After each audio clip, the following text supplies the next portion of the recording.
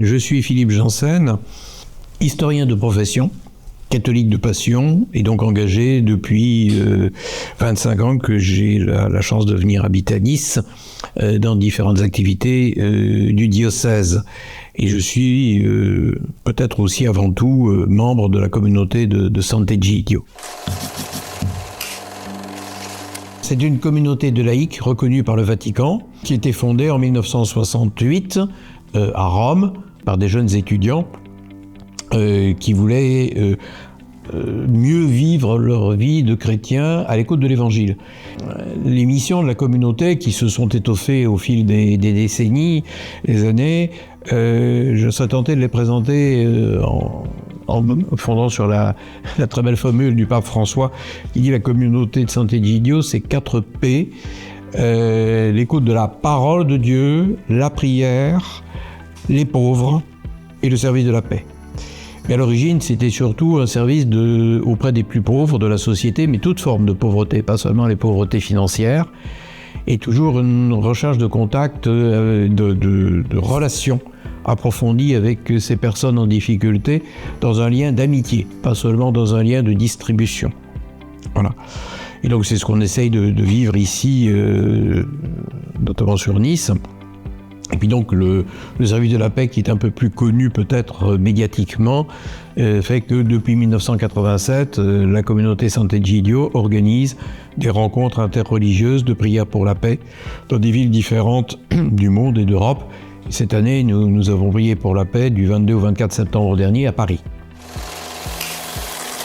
Parmi les activités de la communauté de Sant'Egidio à Nice, nous avions donc développé à la fois des visites aux personnes âgées et déjà un service, une intervention auprès des personnes en difficulté, en situation de pauvreté.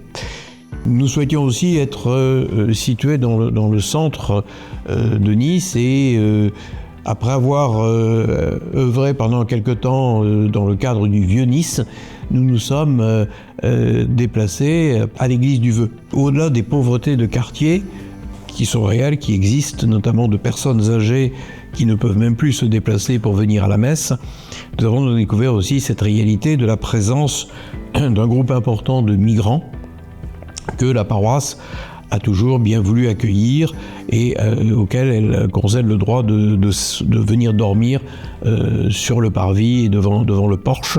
Depuis quelques années, il y a un groupe qui oscille, suivant les saisons, entre 25 à 35 à 40 personnes, essentiellement ressortissants du continent africain, et qui sont, dans leur très grande majorité, des personnes qui ont demandé le droit d'asile, donc qui ont déposé un dossier, et qui ne sont pas du tout des personnes clandestines. Mais elles sont toujours en attente de la régularisation de leur situation, et pendant ce temps-là, elles n'ont pas de possibilité, de moyen évidemment de trouver un logement, donc elles dorment là. Tous les matins, nous servons un petit déjeuner avec café chaud, croissants, sandwich aux personnes qui dorment là et qui ont donc de quoi aussi manger dans la journée.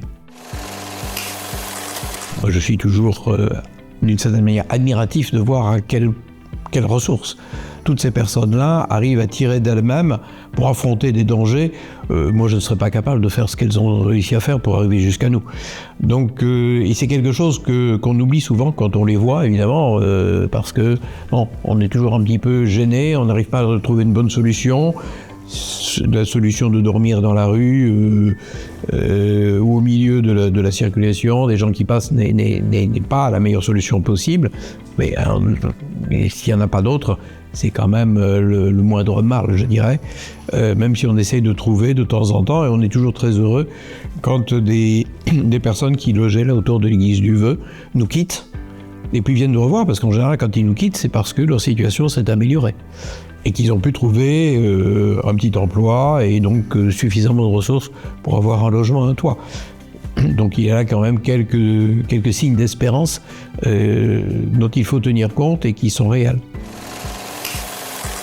Ce qui me rend heureux dans la mission, c'est justement le lien, les liens qui ont pu se créer entre les personnes à qui on essaye de donner un service, une entraide, et nous. Donc il y a de vrais liens d'amitié qui se sont créés, pas avec tout le monde, mais avec certaines, D'autres ont je pense, des poids, des fardeaux dans leur vie un peu trop lourds pour pouvoir entrer vraiment dans cette relation de confiance. Ce qui me rend aussi heureux, c'est de voir que quelquefois des résultats positifs peuvent être apportés, des solutions peuvent être trouvées pour ces personnes-là. Et ce qui me rend heureux aussi, c'est que travailler pour les personnes pauvres, c'est une richesse immense. Cela m'amène à découvrir des réalités que dans mon milieu professionnel je n'aurais jamais rencontrées. Et donc ça, c'est un enrichissement. Et surtout, en travaillant avec d'autres associations, d'autres mouvements d'église, cela conforte aussi le réseau de fraternité. C'est-à-dire qu'il y a une fraternité qui se crée pour et autour du service de ces personnes en difficulté. Comme il y a aussi une fraternité auprès des personnes âgées que nous visitons en maison de retraite.